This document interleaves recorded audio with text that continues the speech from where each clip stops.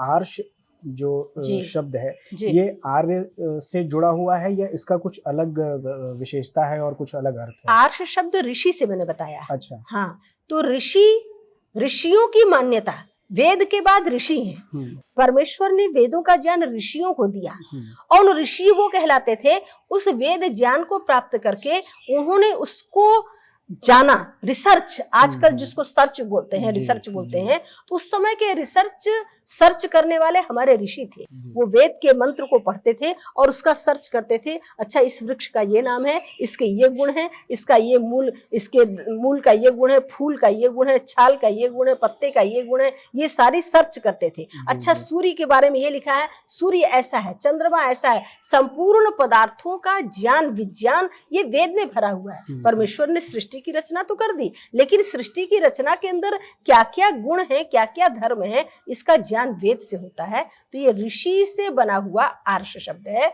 और आर्ष विद्या उसको बोलते हैं। मैंने इसलिए पूछा क्योंकि लोग आर्ष और आर्य में कंफ्यूज हैं। नहीं, ये आर्य नहीं, आर्ष है।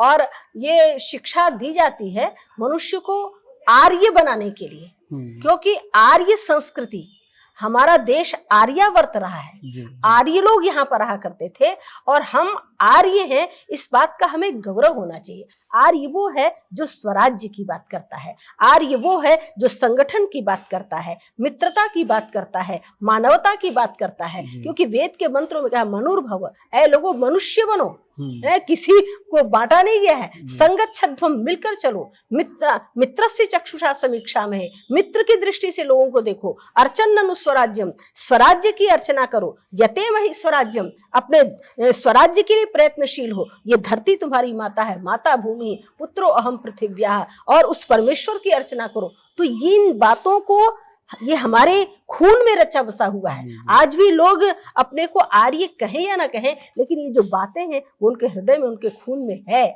और हमारे पूर्वज आर्य थे, श्री राम श्री कृष्ण आर्य थे, उनको आर्य कहा जाता था। और जो आर्योचित कर्म नहीं करते थे उनको अनार्य कहा जाता था। और उस अनार्य का ही बिगड़ गया अनाड़ी शब्द। ये तो अनाड़ी है, इसको ये बोलना नहीं जानता और कोई आचरण इसके अंदर कुछ नहीं है, तो ये आर्य है। और आर्य वेद की आज्ञा, वेद कहता है ये धरती मैंने आर्यों के लिए दी है। अहम भूमिम अददाम आर्याय, और आर्य ही इस धरती का संरक्षण कर सकते हैं। क्योंकि अनार्यों को तो कोई मतलब नहीं है, उनको पता ही नहीं है मेरी माँ है, माँ की तरह गौ माता है, धरती माता है, जननी जन्मभूमिश्च स्वर्गादपि गरीयसी, ये आर्यों के वचन है।